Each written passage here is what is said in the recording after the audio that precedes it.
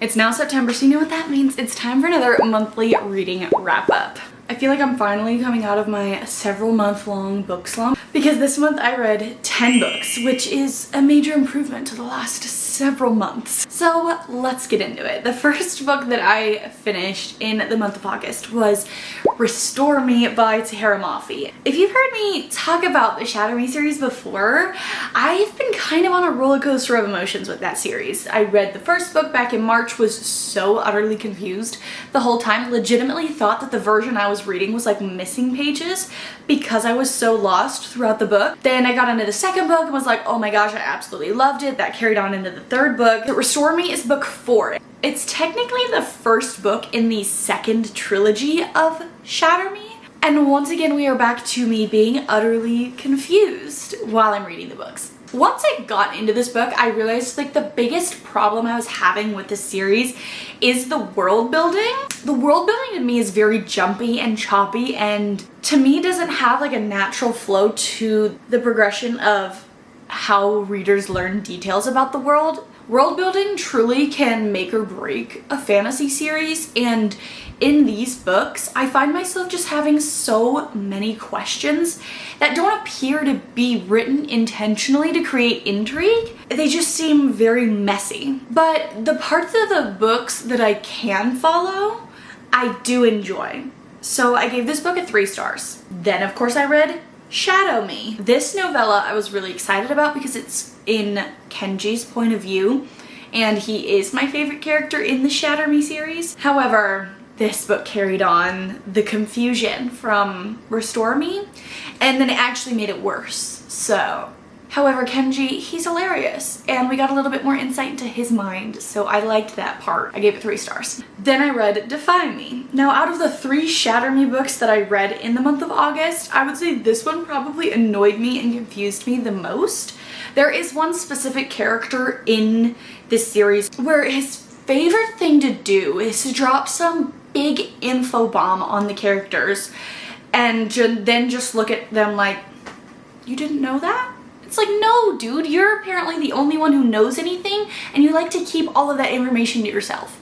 And I swear that same situation happened about 12 times in this book, where that one specific character for some reason was the only one who knew anything of what was going on, and then acted like all of the other characters were idiots for not knowing about that, despite the fact that this character is considerably older than all of the other characters, and most of the characters are like 20 years or younger. And there were still just a bunch of world building facts that were dropped in this book, and it really seemed like the author was making them up as she was writing the book rather than having these planned out like when she was writing like the first book.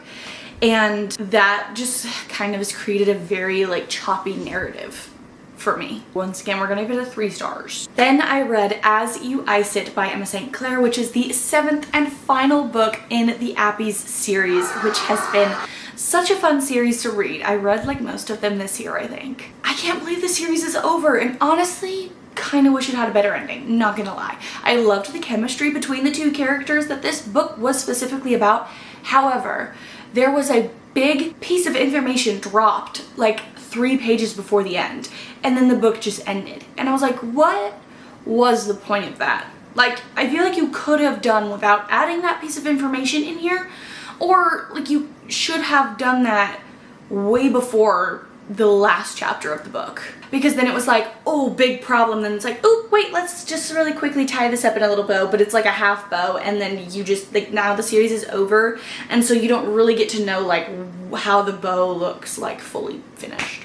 Anyway, I gave that a 3 stars. Then I read A Torch Against the Night, the 2nd book in the An Ember in the Ashes series by Sabaa Tahir, and oh my gosh, I loved it. Had such a fun time. I've only read 2 books in this series, and I have had an absolute blast reading them. Like, truly captivating books. And once I pick the book up, like, I do not want to put it down. So like, I have to plan when I'm gonna read these books, because I know in advance that like as soon as I open the first page, I'm not gonna want to do anything else until this book is done. However, you know, I do have responsibilities and things I have to do, so I can't just sit around and read this book all day. as much as I would love to. I know we're only in September and there's still quite a bit of the year left, but like I feel like this series is going to take the cake for being my favorite fantasy books that I read all year. And what was really funny was that when I was reading this book in particular, I was like, I've seen quite a few similarities between this book and the Fourth Wing series. I think that when she was writing Fourth Wing, Rebecca Yarros drew upon the Ember and the Ashes series for a lot of inspiration for Fourth Wing, obviously, because this series was written first. Let's get the facts straight. This series was first, and then Fourth Wing came like 6 years later. But some really big plot points from this series was quite literally copy and pasted from here into Fourth Wing. I gave this a 5 stars, obviously. Then I read Pearl of Magic, which is the third book in the Fairy Tale Royals series by Emily Dede, which is a fairy tale retelling series, and this one was a Little Mermaid retelling. This one, I really enjoyed it until the end. And then once again, the ending just like was really quick. Like I think I got whiplash from like how quickly things were happening in the last like 2 chapters of the book. But the chemistry between Eric and Izel, loved it. Loved it. And one of my favorite things in books is when I can have a really beautiful picture of everything that's happening in the book, and this book definitely gave that. I gave that 4 stars. Then I finished a book which was very out of my comfort zone, which was The 5-Second Rule by Mel Robbins. This is the same author who wrote The Lepton Theory, which just recently came out and like took the entire like book world by storm. This is the first book that she wrote. In a moment of inspiration, I just went and ordered like all 3 of her books that she's released so far, and this is the first one, so I was reading them in publication order. I do not do a very good job at working to expand my reading palette. I kind of have like the genres that I know and love and do very little to like branch out of those areas, and this is the first self-help book I have read in quite a while. And when I say quite a while, I literally mean like years. Several years at this point, probably. And like out of any genre, like nonfiction is definitely the one that I'm like most hesitant to reach out towards, but look at that. I finished one. I could say that I read at least one nonfiction in 2025. But I found it very intriguing and very easy to read, and you know, the concept that she is talking about in here isn't really difficult. And the whole book is primarily talking about the 5-second rule. She is not one of those authors who likes to throw a bunch of things at you and see which ones stick.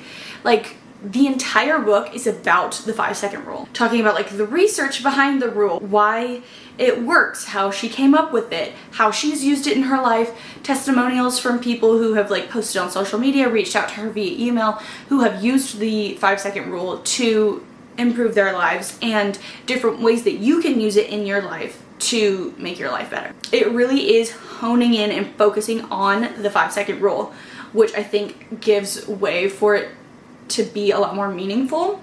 I don't know if you can really see, but I've got like a lot of tabs in here and underlines of little pieces of advice that I want to remember, and I just found a lot of like really interesting things in this book. And this was a good one to read while getting back into self-help books, because it actually made me want to read more self-help books because it didn't leave me more confused than when I started. So I gave that one a 3.5 stars. Then I read Yellowface by R.F. Kuang, and this was my first R.F. Kuang book, and I can definitely say I want to read more. This book is very different than a lot of the books I have read. I once again do not venture out into literary fiction a lot, and this one is particularly interesting because it's more of like a fictional commentary on like the behind the scenes stuff that happens in the publishing industry. I had heard some things about this book but really didn't know what was going to be happening past like the 2nd chapter. Like, it's not a thriller or anything, but I found myself being like unable to read it like when I was trying to fall asleep because it was genuinely making me like uncomfortable, which I think was the point of the book, you know, to kind of get under your skin, poke holes at the facade of the publishing industry. But I just found myself really intrigued by this book, and it was so good, and I am very excited to read more of R.F. Kuang's book. Not to mention the fact that even without reading any more books by R.F. Kuang, I think that they, as an author, are very impressive. You know, with having Yellowface, which is more of a literary fiction, but also like Babel, and The Poppy War, which are very complex fantasy worlds. And the fact that all 3 of those books are so well known across different genres is something that I think not many authors are able to accomplish. And so I think that alone, like without even reading them, makes R.F. Kuang a very impressive author in my eyes. Well, I rated that at 3.5 stars. Nothing Like the Movies by Lynn Painter. I finally read it. It's only been like 2 years since I read Better Than the Movies. I was in such a romance mood when I decided to pick this book up, and boy did it deliver on exactly what I was looking for. I know when this book came out, it was a little bit polarizing for people, like whether or not this book even needed to exist. However, I am definitely on the side that yes, this book needed to exist, and I'm very thankful that Lynn Painter wrote it. I really enjoyed this book, and seeing how the characters grew and changed from the first book to this one was really intriguing for me, especially at the stage of life I'm currently in. The only thing I didn't like was in the last quarter of this book, Liz has some very genuine concerns about things that are going on in her life. I'm gonna be honest, they didn't get addressed before the end of the book. So it's like, hey girl, like those were like some genuine questions you were having, yet you're just gonna like forget about them now? We're not gonna worry about them anymore? Because I feel like you might need to worry about them. But I did rate it at 4.5 stars. And then the last book that I read in August was First Lie Wins by Ashley Elston. Now, I was reading this because I had been in the mood for a thriller. I hadn't read a thriller in a really long time, and I would say at this point I still haven't read a thriller in a very long time. Because while this book is marketed as a thriller, it kind of didn't really read as a thriller to me. When I think of thrillers, I think of like Riley Sager, Alice Feeney, Frida McFadden, like books that you read and then you kind of have trouble sleeping afterwards because you're worried that like someone's gonna come knocking on your window and try to break into your house. This book wasn't really giving that. It was giving more a secret undercover mission rather than someone trying to get in your house. So to me, I thought it was kind of more of like an action book rather than a thriller. I mean, the book wasn't bad. I didn't dislike the plot. It just wasn't exactly what I thought I was getting into picking up a thriller. But I rated it at 3 stars. Those are the 10 books that I read in August. I can't wait to see what September ends up looking like. I hope you guys enjoyed this video. If you did, please give it a thumbs up to let me know that you enjoy this type of content.